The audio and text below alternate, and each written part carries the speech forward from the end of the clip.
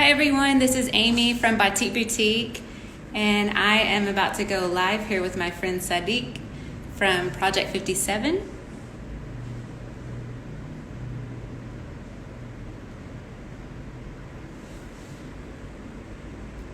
Hey Sophia. Just waiting on Sadiq to see our message and join our call. Okay. Hello, hey, it's Amy from Batik Boutique. I'm here with Sadiq. All right, Sadiq, you've got to request to join. There we go.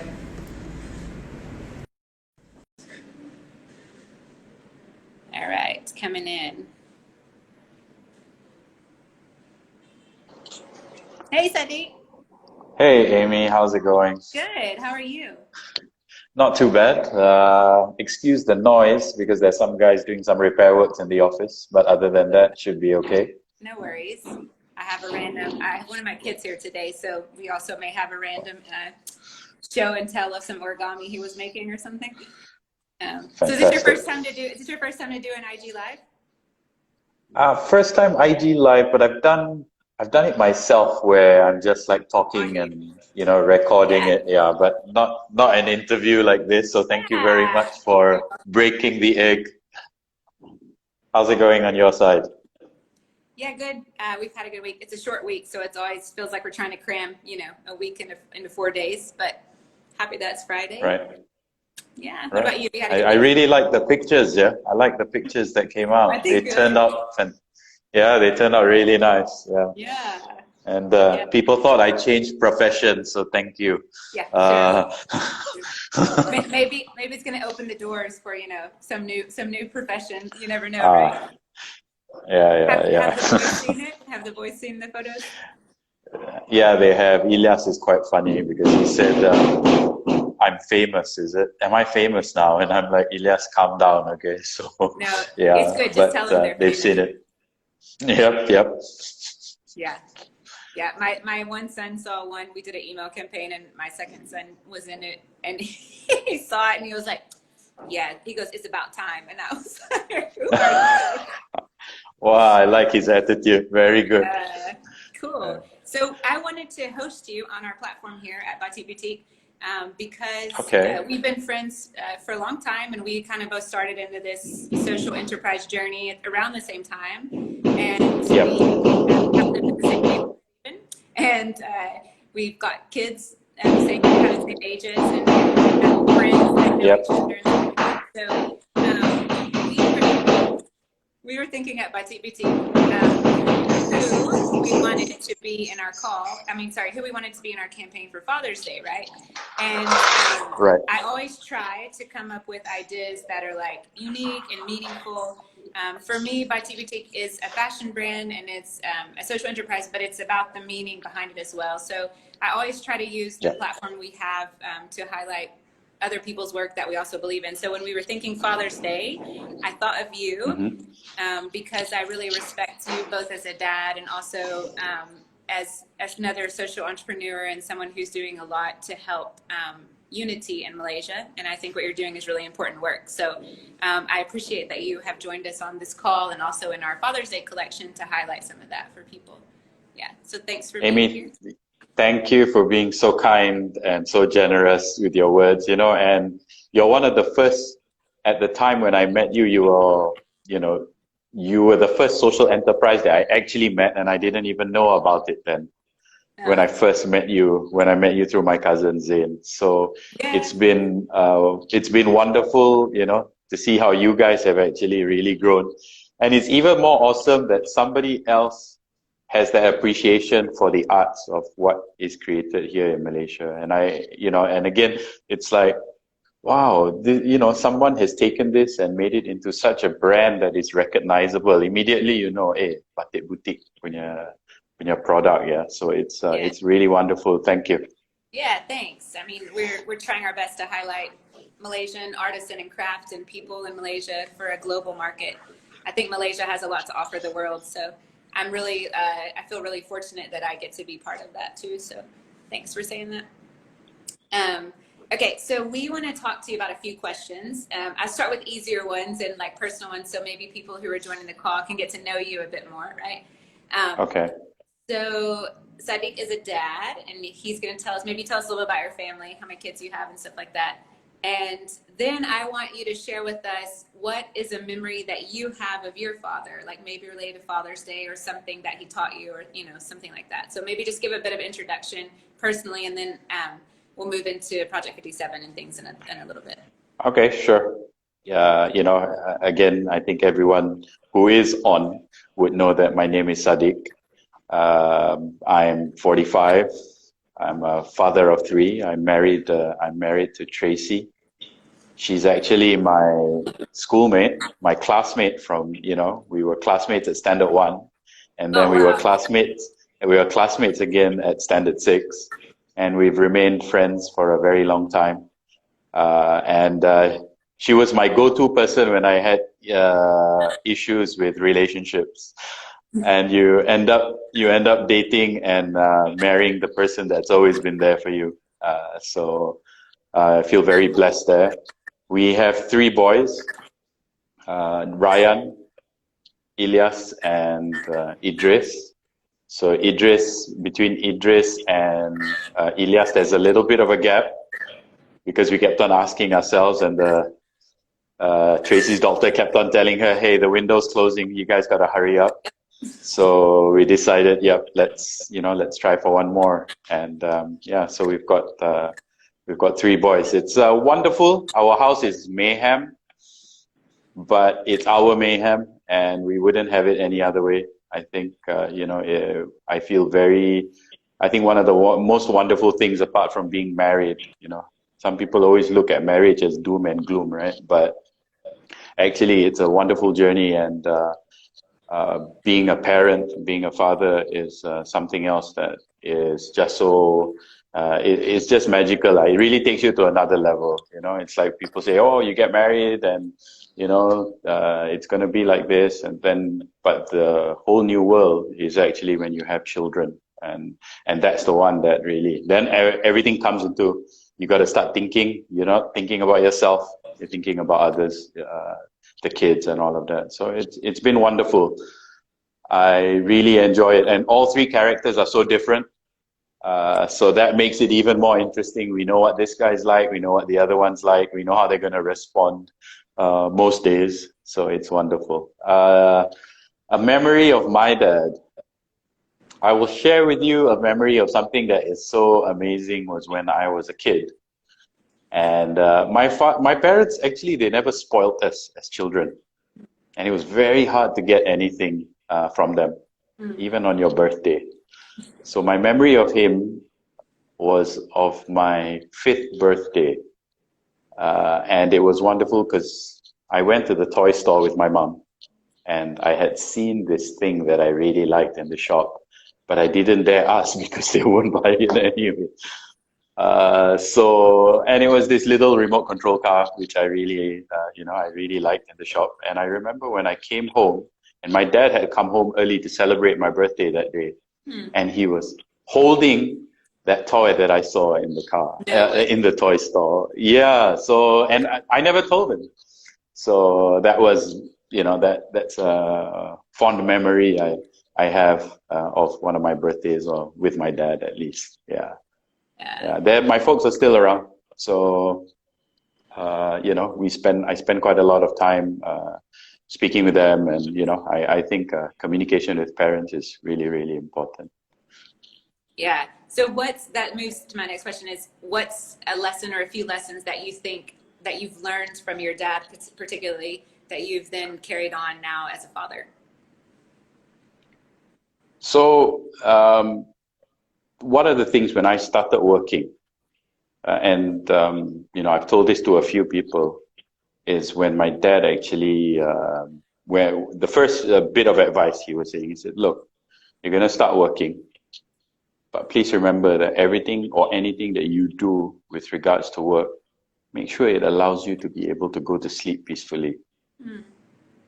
So, and I think that one is something that I hold very dearly. So it goes with conduct, it goes with you know, how you are, even to your teammates, to your colleagues, to whatever it is that you do. And it's something that I, you know, when the time is right, to be able to make the kids also realize that. Yeah. And I actually told his friends that at his, was it his 65th birthday or something like that, just to remind him that I still hold very dearly to that advice that he imparted. Yeah, that's good. And I think that's something you're probably then already instilling in your boys, whether you've had the direct conversation or not, right? You're teaching them what you believe Yep. is right and right. You're teaching them character. You're teaching them, Yep. you know, responsibility and take responsibility for yourself and your actions. I mean, I've seen you in action some between different, you know, around the few years, and I can see that those are important values and how I've seen you with your kids. So I can see that's something that you learned from your dad. I you know, I wish that they would do that at home as well. I always hear this from other people about how they are. Oh my God, your kids are so great. They're so friendly and they're so chatty, and, you know, and we don't have to take care of them. They were taking care of the other kids. And I'm like, wow, when they're at home, they're a different character. Yeah, I think that's a global parenting response right there, right? I think we all feel that. Yeah. Well, cool. Well, so one of the reasons that we wanted to highlight you specifically and have you and your kids, you know, be in our photos and our campaign about Father's Day was because of the good work that you guys are doing with Project 57. So will you tell anybody here on this platform who maybe doesn't know what is that? Just give us the rundown on what is Project 57, and then why did you start it? Like, what motivated you to start this? Okay. Well, Project 57, the idea was born in 2015. We started it as a pilot project together with an organization called Entrepreneurs Organization, EO. And from there, it was just a small impact project. But Colin and I were always talking that, look, yeah, this thing has legs, that we feel that it's something that we want to do because it's very personal to us. So we were sitting in a cafe back in 2015 talking about it. What do you think about this? What do you think about that? And let's start something else, you know. Because we come from an entrepreneurial background. We have an engineering company together, my partner and I. And, you know, we grew the company from like 5 people to 100 over people. And, you know, the business really grew. And then it came to this point in our life where it's like, what else can we do? You know, and let's set something up instead of just, and, you know, Malaysia is very close to us. And I think when you look at it in the social enterprise landscape, you see a lot of people doing, a lot of SEs doing projects with regards to Malaysia and all, and they're all amazing stuff, whether it's arts, whether it's food. So, you know, on our part, we really feel very semangat Malaysia, and we wanted to do something with regards to unity and something to do with how can we foster, or how do you say, inculcate greater patriotism amongst the youth. But we wanted it to be an impact project. So the social impact was to remind people about how great our country is. But we wanted to make sure that there was a financial impact as well. So the financial impact was, you know, from the proceeds of the products that we sell. So we started off with a t-shirt, you know, to remind people, like, you know, instead of, you know, everyone can express their own way of being patriotic. And we felt that, hey, you know, here is a wonderful guy, Tengku Abdul Rahman. Let's look at putting him on a t-shirt so that, you know, people are reminded of where we came from, where Malaysia was born. So that's where the name came from, Project 57. Some people ask us, especially our wonderful Sabah and Sarawak brothers and sisters, why is your project not called 63? You know, and we always tell people that actually, you know, the only reason it's not is because we took the starting point. So whatever happened after that, even in 63, was from the birth of 57. So that's how we look at it that way, you know. And yeah, so, you know, from there we started with t-shirts. We started selling t-shirts, and then we realized that, hey, you know, there's real traction here. People really like it. We should actually do more or create more. So, and and you realize that when you do this, especially when we started it, we realized that there are so many like-minded Malaysians. So many people were bothered by how polarized our country was becoming and how divided it was. You know, we race-based issues, religious issues, tensions and all of these kind of things. So we realized, like, especially in the Malaysian style, right? If you look at, and I think, Amy, you've been in Malaysia for a long time, right? You realize that we're not confrontational people. So that's why we wanted to do it in the same manner that how Malaysian punya budaya is, which is secara lembut, the soft approach. That's why we did it this way. Yeah, we did it this way. We did it through T-shirts. We did it through, and one of the most important things about our project is through positivity. That's what we want to do. I mean, it's easy to be angry. You waste so much energy being angry. But the whole point is that, what you want to emphasize is positivity, because positivity will drown out the noise, right? And that's where it is. And then from there, of course, our designs have evolved. I worked with a wonderful friend of mine. His name is Luca, married to a Malaysian. And he came up with the Invisible Man. And that's the character that you actually see everywhere, the iconic character of Tunku Abdul Rahman, right? So, and I tell you a funny story about this, Amy. I think you will appreciate this. So, when the design came about, I knew that there was something there and that it would work. And I was at home one day cleaning up my papers, and that Invisible Man drawing that Luca made was actually on the floor. And my eldest son at that time, Ryan, I think he was about 7 or 8, and he came up to me and he said, yeah, he was 8. He came up to me and said, "Why do you have a picture of Tengku without his face?" And immediately after that, I was like, okay, this is very identifiable for an 8-year-old.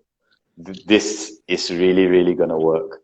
So, and that's why, we all decided to basically adopt it as one of the icons within our project, one of the symbols of our project. Yeah. So, I could tell you more, but the main thing about Project 57 is that we want to impact the lives of youths and underprivileged youths. So, not by design, when we opened the store that we had for a while, we had a store for about a year. Somebody approached us and said, "Hey, do you guys need volunteers to work with you?" We said, "Yeah, sure. Would you mind if they're Orang Aslis?" It's like we're open to, of course, why not? It doesn't matter. And the rest, as they say, is history. So the Orang Aslis have been one of the key beneficiaries in our project. Not only have they been earning, a wage or a salary through some of the things that they do, also commission from the sales, but some of them, through our partnerships with education facilities, have actually received scholarships. So that's the part that really, that one is the tear-jerking. I've got some nice stories for you I can share later. Yeah, I love that. I love that you started with this idea, and then, there's always surprises along the way. And I think it's great that you've got Orang Asli involved. I was reading something about collaborations with universities. Will you expand on that a bit? Like how, I also think it's very good for unity and moving forward to work with young people, right? Because not like older people are hopeless or something. I don't mean that, but like the younger people, especially university age and younger, they're in those formative years where I remember university, I was really forming my belief systems about all things at that point, and how I would live my life, what I would be, and, what my values would be. So I think it's really crucial time in anyone's life. So tell us a bit about your work with different universities and what's happening there. Okay, so when we started the project, I'll just go through some of the stories that are at the top of my head. Yeah. Which was quite nice. Yeah, I got somebody came to the store. Actually, a friend brought his friend to the store, and then his friend started talking to me about why we're doing this, or what are we doing. How did you guys come up with this idea? And I didn't know that the person was a lecturer in a university. I was just chatting with her, and the next thing I know is that I get a call, and she says, "Hey, can you come in and talk to my advertising kids?" I've got a project for them and I think you guys would be perfect for it. So we're like, oh, okay. So we decided, let's try that. And so when we went in to talk to the students and all of that, I realized that they were going to do a case study on us. So they wanted to know what was our problems. And we're like, oh, that's nice, to be able to be told what's wrong. Yeah. Usually people just always praise and all of that. No one actually tells you what's wrong. So we told them that we had problems with social media and we had problems with online and creative stuff and all of that. And I remember it was IACT University College. And it was amazing when they met up. So we presented to them, we told them our problems, and then after that, 3 weeks later, they came back and they did a case study on us. And it was a whole class. So they had to come up with ideas how to be creative for our social media. And they came up with even jingles and everything like that. So it was really amazing. The other one that I really enjoyed was the project that we did with Taylor's University. So the Dean of Taylor's University that year really had vision, Dr. Vanita. So instead of, so they've got this module for the university students, and this module is basically for them to, a community module, which they earn grades, they earn credits for. And usually the thing is, you go to a blind center, you go to an old folks home, or you go to an orphanage and you do stuff there, right? So Dr. Vanita decided, you guys are going to do it different. You're business students. You're going to run a social enterprise. And I think, and then she discovered us. So I presented to the students, I remember, with Colin and Debbie and all. And when we presented to them, there were 200 over students. They were going to be broken up into 20 groups. And what they had to do was they had to do a business plan, a pitch, they had to do surveys, they had to do a video, and and all these kind of things, and we had to mark them. So the thing was, when we presented to them, and it's a 10-week program, right? After I presented, nobody asked me a question, not a single student, and this is going to be graded. Yeah. So after, everyone was just busy on their phones, maybe a slightly affluent kids, not bothered. But as the project continued over that 10 weeks, we could see how they were becoming more engaged when they realized that, oh, wow, we've got sales targets, we've got to do a business plan, we've got to do this, we've got to present and all of that. So, and it's nice because it starts off with a presentation. And when they do the presentation, these are all their grand plans. Right. But then when it comes to execution, the ones that really excel, you can see, are the ones that really executed well. So again, that's real life. You plan, but sometimes when your plans don't happen, what do? You have to pivot, you have to do whatever, right, to be able to do it. So it gave them the real life experience. And the thing is, our project is also unique because it's about Malaysia and it's about unity. So the relationship within the team members from start of the project to the end of the project was fantastic. So some of them at the start of the project, they were like, why are we selling t-shirts for you guys? Why should we be selling t-shirts for you guys? You guys should be able to do that yourself. But that wasn't the point of the project. The point of the project was impact. And it wasn't so much about impacting people outside, but it was actually the impact within. And that was the part that, they really performed. And I'm going to tell you a little bit more about this. So all of them presented, all 20 groups presented, and we decided to do it in a bit of a competitive way. Being Malaysian in style, we thought, okay, if the top teams, they do really well, let's give them some prize money. Yeah.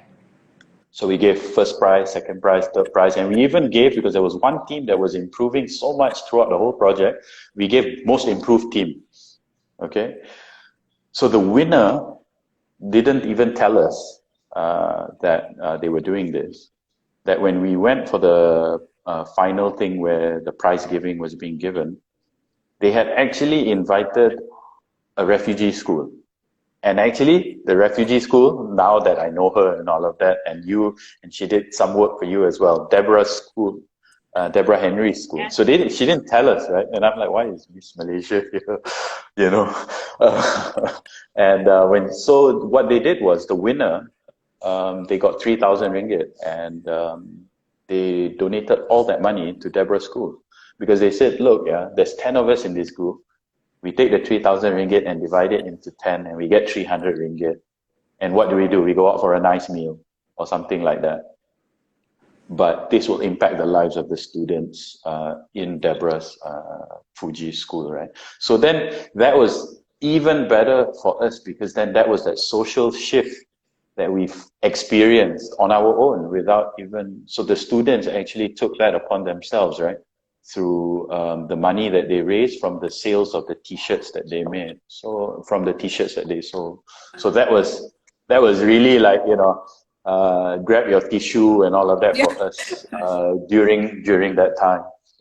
Yeah, I think you bring up a good point, because often in running any kind of charity or a social enterprise or organization, you know, you're wanting to help someone and help a group of people, help a beneficiary. And I think what most people don't realize is the amount that it will change you, actually, yourself. And so it's great to see that. And it's difficult to measure that. Like, you know, people often want to ask us, like, oh, tell us how many people you've changed their life for, or whatever. And I'm like, well, actually, I didn't change anyone's life, because they have to do that themselves. I actually don't have that power.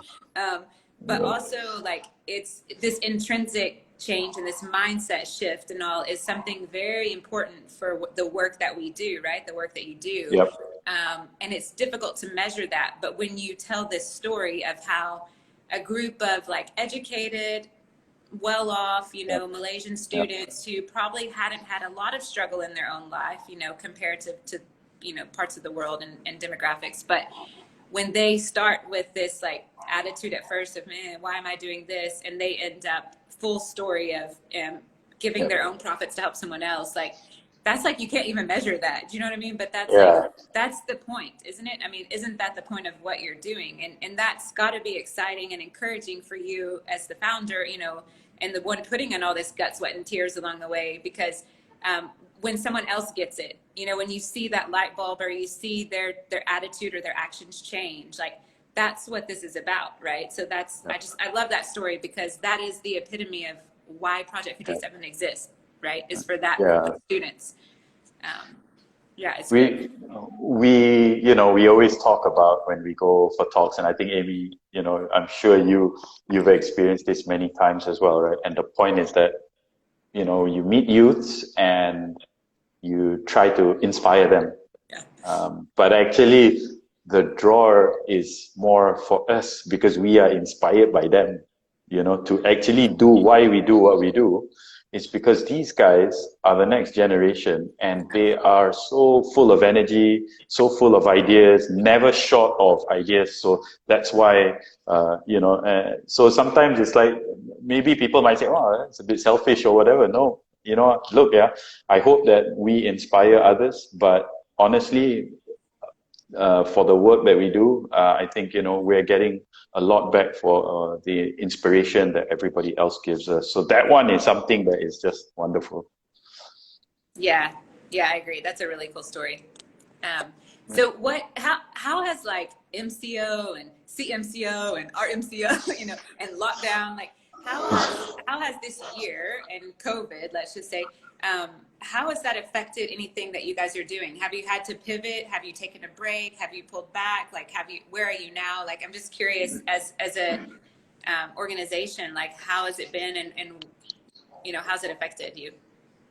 It's been okay. So our busiest period, we always tell people, is between like July, September. That's our busy period. So every other period, actually, before that, we've got other little projects happening, our regular sales and all of that. But usually this time period is our planning for execution stage. So maybe we're a bit lucky in that sense, you know. It's always been that time where we're planning, we're in meetings. So now the meetings just happen frequently, that everything's online. There is no excuse that you can't attend a meeting because you can't go out anyway. So you actually have to attend the meetings. And we managed to actually execute quite a few things. I think, I give a lot of credit to Debbie during this time and Colin as well, because they were busy putting things together for frontliners as well, with regards to the PPEs and with regards to food aid for the people, the underprivileged people, because some of them couldn't go to work. So then, several organizations, including Project 57 and a few others, actually started working together during that time. So what we experienced was collaborations, even more, I think, during this time. So recently we did a little project with UEM Sunrise as well, just to say thanks to the frontliners. And we worked with them, and it was a great experience because everything was done online. We've never done everything, everything was online. So it was quite amazing to be able to see that from execution, document signing to everything, and even arrangements of delivery. So working from home actually works, yeah. So there's no excuse for anyone like, I can't work. But of course, it depends what kind of, there's no excuse for us, basically. So we've now experienced it. And it's very doable. So we've got a few other plans that have been running during this MCO period, which are going to be executed in August and in January. So again, those things are happening. We've had, we want to come up with new designs as well. And that's been happening online as well. So we're meeting up with our designer, and we're always talking about ideas, and, so there are a few new designs coming out very soon. They're all the samples are done, and we've already agreed to the design. So again, it's been interesting. Okay, sales, I think perhaps has dipped a little bit, but other than that, I think the collaborations are wonderful. I think we really feel very encouraged that even though we are not physically connected, but we are not disconnected. Yeah, with partners and with friends and all. Yeah, I think that's good. I've kind of gotten I always think collaboration is good in theory, but I think pre-MCO, when you kind of can get busy in your own scheduling and plans and, marketing and product design and team and staff and, all this stuff that we all have to do. It's easy to just in theory, believe that it's a good thing to do. Right. But I agree that this MCO, when all of a sudden now we could, when any business is only able to function at a certain capacity, and you have all these limitations around now, like you can't leave your house, and you can't find the materials you even need sometimes, and even if you can, you can't actually make it now or whatever. I think it challenged me a lot to look outside and say, okay, if any time, it's like now or never. If we're going to collaborate and we're going to work together and all, it's now, and I've been really encouraged to see different campaigns. Like we've worked with Pitcha on some stuff, having you even come in to do, it's what gave me the idea of I'm going to get Sadiq in on this, because it's a way that I can share our platform of 25,000 followers. It's a way I can share about the good work you're doing, and vice versa. When it tags you, your friends and followers can see about Batik Boutique, and that's the way, that's actually how we should do it, right? We're all in this together, right? So we should be doing that. So I'm going to put a challenge out there for us, Sadiq. At some point, we need to collaborate on some product together. You know what, Amy? Anytime. Okay. I've actually got some ideas already. All right. With regards to using batik as some of the motifs. I already have an idea. I'd be very happy to, try it out, limited range or whatever it is. So how did you find working? Am I allowed to ask you? Yeah, I can ask you questions. Sure. Yeah. So how was working from home, or are you already, comfortable with that and all of that? How was that for you? I'll answer that. Let me also say too, real quick, if anybody's just joining us, I'm Amy from Batik Boutique, and I'm here with Sadiq of Project 57. Thanks for tuning in with us. And if anybody has questions while I'm sharing this bit of story from Batik Boutique, if you have questions for Sadiq or for myself, type them in a box here, and we'll try to answer them for you in some of our time here. So Sadiq, if you see questions pop up, just keep it in your head. Yeah. Okay, Yeah, sure. so for us, it was really challenging because everything we make is handmade. And so that means you have to like physically be making it and in a group. It's usually like in a group, right? So, I mean, I have 4 locations. We have 2 boutiques, a sewing center, and our office and studio, you know, with our admin and marketing and design team and stuff. So 4 locations. We had 24 hours notice, like everybody from the government, to shut it down. And Right. one of my outlets is at Desaru at the Westin Hotel in Johor. So it was like, what do I Right. do there? So literally, my team, we're very in the office, like my office team as well. We work in the office together. We have meetings all day long about things together. We collaborate, you know, on ideas. And some of my staff, you know, they don't have a laptop or a computer at home. So we literally like, I don't remember a lot of it, to tell you the truth, in the first few days, because I think I was like in this panic mode where it was like Process a lot mode. of adrenaline and literally like, what's the next thing to do? What's the next thing we need to do? What's the next? So we were sending home our computers with certain staff. We were trying to figure out Zoom, you know, like everybody. So I think it took us about 2 weeks at home. Also, I've got 3 kids. Have an age gap between 2 and 3. They're second and third. So I had a toddler and then 2 boys who needed to do e-school, which, you know, they had not prepared for. And so it was just total crazy. And then we couldn't even go outside to like let off the energy, you know, for a while. So it was like, oh my God. And then we had just gotten a new puppy like 2 weeks before, which is like another whole story. But so we had this rambunctious puppy in the middle of all this mess. So I understand the home situation being loud and Yeah. so that alone was already very difficult. I found myself working really long hours, but I didn't know what I was actually accomplishing. You know, I felt like half the time I was trying to help my staff transition to the meetings and this and that, and then check their work. And, you know, and then because our production center had to close, I had other issues because the women that we work with live in poverty and in the PPR flats. So they had no food and no savings. And so on one level, it was like we were becoming welfare, it felt like, and trying to connect them with those ideas. But then I had no cash flow now because my boutiques got shut down. We lost orders from all the Raya campaigns. It's a big time of year for us with like, we do gift with purchases is Raya. So we lost contracts because all the shopping malls were closed, right? So, I mean, it was like every morning I was just like, okay, what's next? Oh, wow. We did that for about 2 weeks. And then similar to what you said earlier, I realized, look, there's so many can'ts and cannots like in our face right now of what you cannot do. And, you know, and it's very easy to be discouraged and worried and scared and annoyed and all these, you know, negative feelings that we all can have. And I kind of let myself go there for about a day or 2, I think, and just kind of mourned all the things and let it out and hid and didn't talk to people and just like whatever. And then I realized actually it's my job as the CEO now to cast vision and to get my team and my artisans and my family, all of this on board. And so we need to pivot to not what we cannot do, but what can we do. And so we also started we got permission and government to open partial production. So we started pumping out PPE. We sewed over 10,000 pieces for PPE gear and stuff as a group.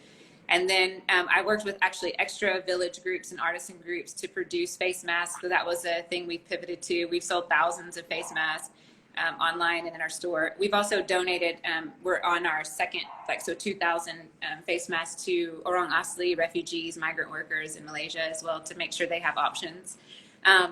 I hired a digital marketing firm and it was like, move us to online. We had a website and all, but we weren't pushing it, right? So I basically was like, right, push it, because I've got 2 boutiques full of product now that, you know, and I can't make anything new yet. So I need to just sell what we've got. So we had a big pivot. But in that, you know, I've learned a lot about myself, and I've learned a lot about my team and how to lead better through this, right? And we've also learned, though, like a new income stream. Like, so now our online sales have 10x'd over the last month than anything we've ever done. Yeah. Awesome. Yeah. And then we've done some PR and, you know, we got really good coverage for the work we were doing. So I think it was the similar story of, I work with people who have a lot of need, a lot of financial need, a lot of physical need, you know, every day, and they need emotional support, all these things, right? But I wanted them to become part of the solution as opposed to just being the recipient all the time of what was, you know, given to them. So, you know, when we have women in PPR sewing sewing the PPE kits for medical staff, they felt like maybe they can't control a lot of things. Maybe we can't go out of the house and we can't do all these things, but they could contribute back to Malaysia and to the, support the healthcare workers. So I think intrinsically it did a lot for us too. I think everybody learned that they could work harder than they thought they could, and that maybe we couldn't, how do you work within limitations, right? So I think that's something important that we've learned. But it did feel a lot like, I'll tell you, it felt a lot like my startup days. But in my startup days, I think I only had like one child, and it was way different. And all of a sudden, and I could find elastic or things, but now I was like trying to figure out where do you get elastic when every place is closed and stuff like that. So but we've pivoted, and I think we're definitely stronger for it. I think our team is also stronger, and we're all back in the office though now, and my production's back up to full capacity, but we've lost a lot, of income for the year. So we're going to work hard the second half of the year to try to make up for it. Yeah. That's amazing. Right? You did so much. That's 10,000 PPEs is no joke. Yeah. That's really amazing. Yeah. It teaches us. I guess a lot of people always say, "Oh my God, this is just terrible," and all. But there's so many lessons that we could have never learned if we didn't go through this process. Yeah. That's what I feel, right? Like, hey, you can't work from home, or the home just doesn't work, blah, blah, blah, and all of this kind of stuff, right? Yeah. Now it's like, you can actually function absolutely fine at home. You can function absolutely fine wherever you are. So it doesn't matter, so, yeah. And I'm a stickler for being on time. So, and I say that because I am, and that's because of my old man. So now there's no excuse for anyone to be late for a meeting. True. Unless Zoom doesn't start, and then there's an excuse, right? Tak apa. That one tak apa. That is a different story. But then, it's like your computer is right next to you. So, meetings start on time. The only thing is that meetings drag on as well. Yeah. And sometimes especially during Ramadan. Yeah. So you're not having lunch.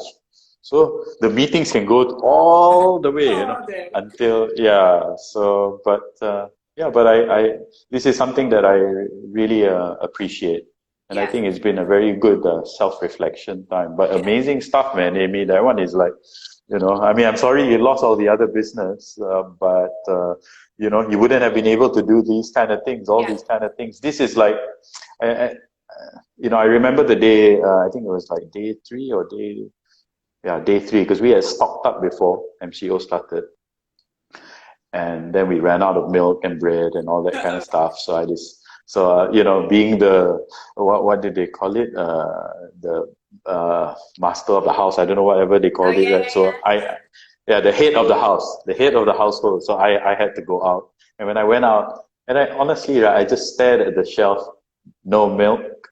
Then I moved on to the bread side, no bread. And then I looked for other stuff, and there wasn't. And I just looked, and I'm like, oh my God, this is just absolutely mad. We've never been in this situation. So it was an eye-opener. It makes me appreciate a lot of the little things that I had taken for granted, perhaps. Yeah. Yeah, it's true. It's very true. Hey, does anybody have questions? Anybody want to talk to us about anything you want to, Batik Boutique or Project 57? Feel free to say something. Don't be shy. Don't be shy. Yeah. I was joking with some of the guys, Amy, because they asked me, said, "Hey, Sadiq, is this your new business?" And I got that quite a bit, right? And I said, no, supporting another SE in the business, helping Amy out doing this and all of that. Plus, I think she likes me because I didn't need a hairstylist for hire. Who actually doesn't need a haircut right now? So yeah, exactly. So I thought, okay, yeah. Yeah. I actually did not think that, but I appreciate it. Only bald people think this. Amy. Yeah. Only bald. It was funny though. Someone wrote on our Instagram, they're like, the first picture that was like with you and your sons, they go, "Oh, is this the owner of Batik Boutique?" Just because I post a guy and his kids, like, you know, it's just funny. No, it's Yeah, it okay. was. Yeah, I got that question quite a lot. I got that question quite a lot, but then, you know, but I also got a lot of very positive comments like, "Hey, their stuff is really nice," Nice, right? and then people asking me about sizes, Yeah. you know, so that was really cool. Hey, did I ever tell you this story about one of our beneficiaries? Her name is Farah. Have you heard of this story before? No, tell me. Maybe you haven't. Let me tell you a little bit about Farah. So Farah and Bella, they're sisters, they both work with us. So Farah dropped out of school at 7. She did like maybe just a little bit of standard one and never went to school. But she came to a youth development center, Souls 24/7. Maybe you've heard of them, Yeah. right?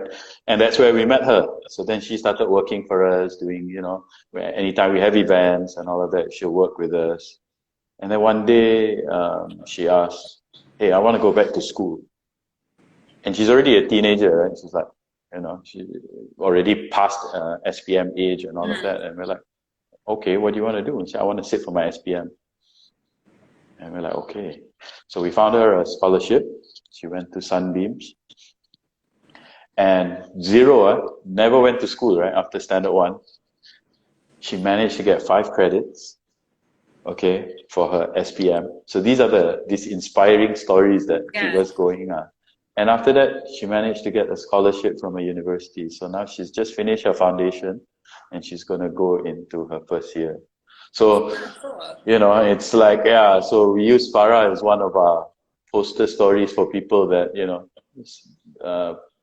that are looking like, you know, in a sense, I don't have anything. Well, here is someone that didn't have even education initially, but has really conviction and belief and determination, right? To be able to actually push herself to make sure that she finishes this. And she got 5 credits, man. And SPM is damn hard. Yeah. SPM is I really hard. don't think I can take it now. I don't think I You can do know. it. Yeah, SPM, you know, it's no joke. Yeah. So, but yeah, and she did it. Yeah. So That's so there's great. another chap as well. Yeah, Army also, through this, through our program also, he also managed to, you know, get his SPM and all of that. So again, little victories. I've been asked before, you know, when we do events and all of that, you know, people come up to me and say, "Oh, you work with orang asli, so how many have you impacted? How many hundred or thousand?" And I'm like, you know, and I'm just letting him finish and say whatever he wants to say. And then he said, "And from which village?" Yeah. You know, so we actually, Project 57 doesn't go to the village. We have been, but we actually work with the Youth Development Center, SOLS, because these are the Asli kids that actually chose to leave, to actually come and look for new opportunity for their life. Right? Yeah. So that's why we work with them. And it's been, honestly, right, it's been an awesome experience. Anybody ever asks, it's like, you know, "Hey, where are your Asli kids?" and all that. I say they're all from SOLS, and SOLS does a fantastic job. Yeah, it's like, you know, upskilling them language wise, you know, and they're not shy. They're very confident kids. Yeah, so it's been a really great experience for us. Yeah. So that's the Yeah, story but I of think that's Farah. the important story is that, yeah, it's about investing in people. So whether that Yeah. means the masses or the individuals, right? Like I actually was on Facebook talking to my second grade, so like a year, like standard 1 or standard 2 teacher, you know, on Facebook, who's in America. And she was like my favorite teacher growing up. And she was young and single when I was in her class, and since, you know, gotten married. She has girls graduating high school, and she had twins. And so I remember being this little girl. I remember when she got married and thinking, like, as this little girl, you know, she's the most beautiful bride I've ever seen, and she has French charming, and I want to be like her when I grow up, kind of thing. And so we've reconnected on Facebook, and that's been Oh, interesting wow. because, yeah, so now she's, you know, got teenage daughters, and, you know, and knows what we're doing here, and she's like super proud of, you know, our family and what we're doing in another country and things. So it was really cool to have a conversation with her, though, because I specifically remember that when I was 7 years old, you know, just starting education, that she took an interest in me, like personally, as a, you know, I knew that I was important to her. Like, not that I was just, you know, one out of 25 kids in her class or something, but I knew I was important to her, and I knew, and she just invested in me at that age, right? And I'm really convinced that the story that you're selling, you know, sharing about Farah and people is like the way we do it. Like that actually is where the real impact happens, because you don't know what that person, I mean, she didn't know when I was 7 that I mean, nobody knew apart from God, I guess, but you know, when I was 7 that I was going to leave everything I knew and move to this foreign land and, you know, and do this thing. I mean, I didn't even, when I first moved here, I never even planned to do this, right? So, and so I just think it's reminding me, like, you just don't know what impact you'll have on someone. So every person is worth trying to have an impact in their life for, because you don't know which would be the ones to go off and you know, do good things with their life, right? So. Thank you. Yeah, I really like that. That's really beautiful, and you know, so beautifully put, right? Because you know, everyone matters, kan? Yeah, they do. Everybody. You know, and it's like with kids, right? You spend time with them, you understand them, you talk to them and all, and that's all they want, right? Time. Yeah. And when you give them that time and all of that, right? Actually, it does impact their life. You know, it doesn't have to be immediate, as you said, right? But in the future, when you know, when their life, you know, starts to evolve and all of that, then it becomes even more. Yeah. I really like that. Yeah. I believe one thing I really like, Amy, is that, and I know it's like sometimes really, it's very tiring, but I actually really like events. Yeah.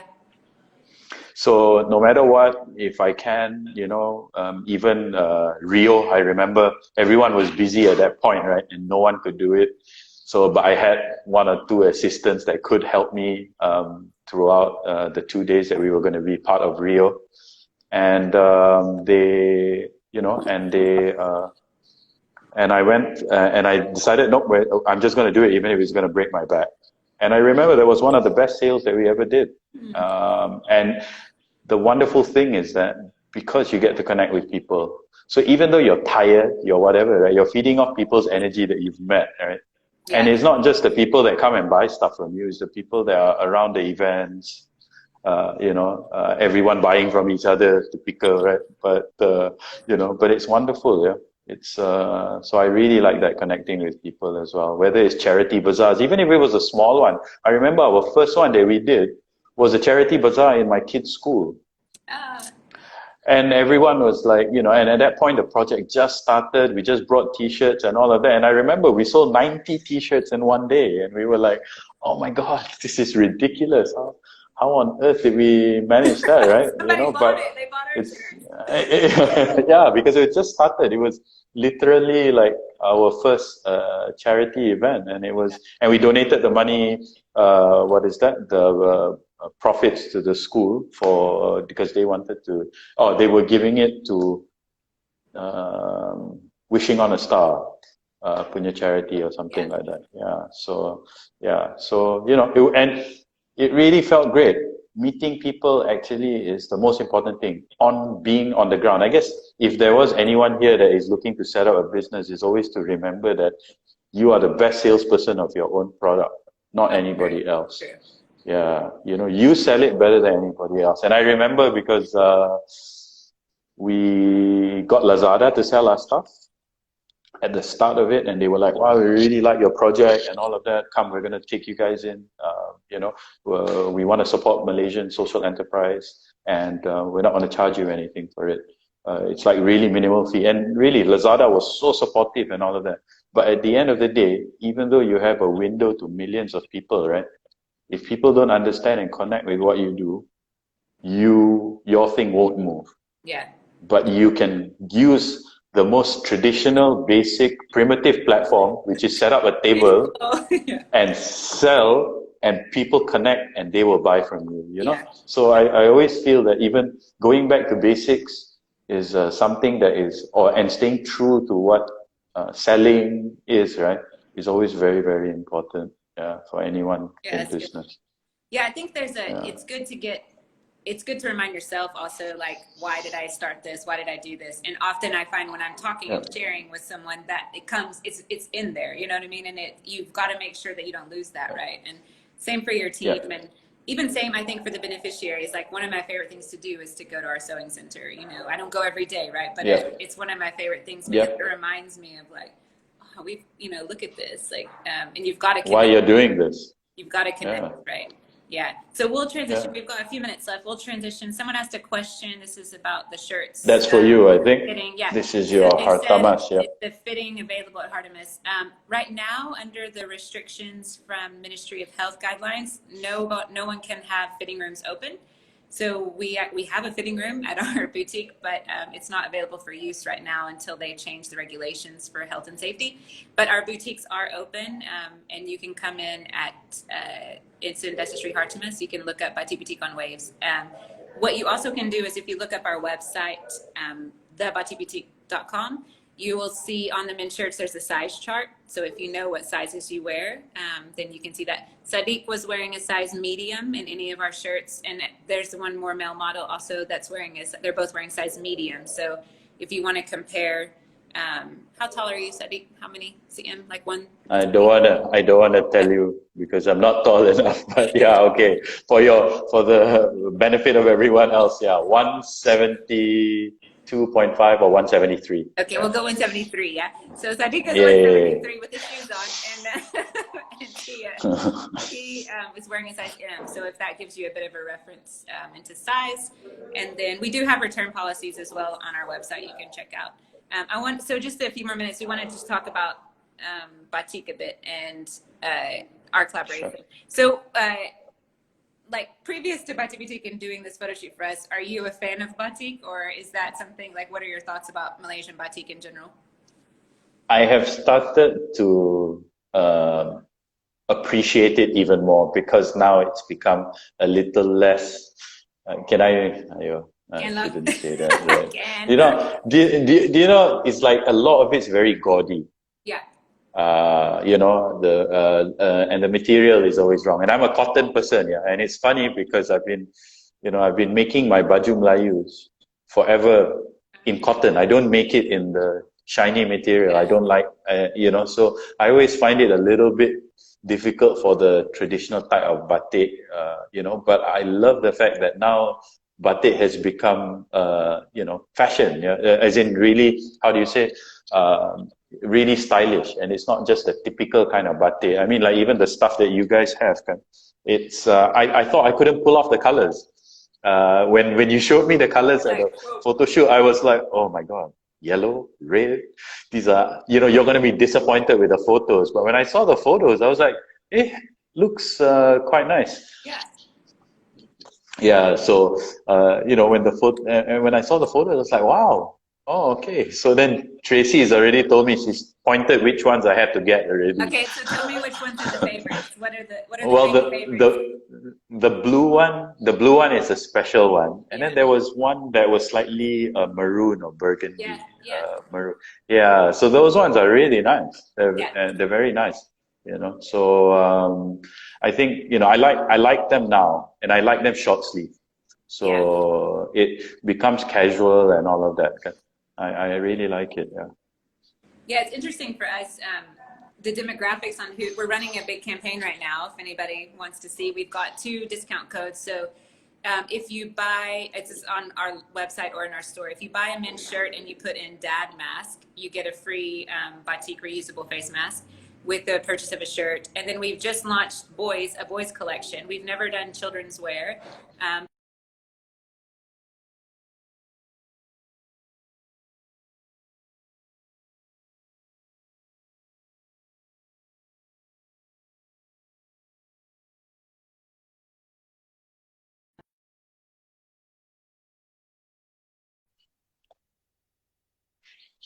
Yeah. Sorry, we got disconnected. So I'm always inspired by my children needing things at whatever stage of life they're in. So we came up with this boys collection. So we've got another code called DAD20, and that is if you buy a men's shirt, you get 20% off of a boy's shirt. Can be any print. Okay. And that works. So anyways, we wanted, to put those out there, but we knew we needed a lot of options. So it's been really interesting seeing we're doing really well in the online sales for them. So I will attribute that to your excellent modeling. And, but it's interesting. The demographics we're reaching are totally new. Like we have, for our men's shirts in our store, we always get lots of different ethnicities. It's really, we don't have a profile of this person buys a men's shirt. Now our women's apparel is very profiled in that sense, but so it's been cool because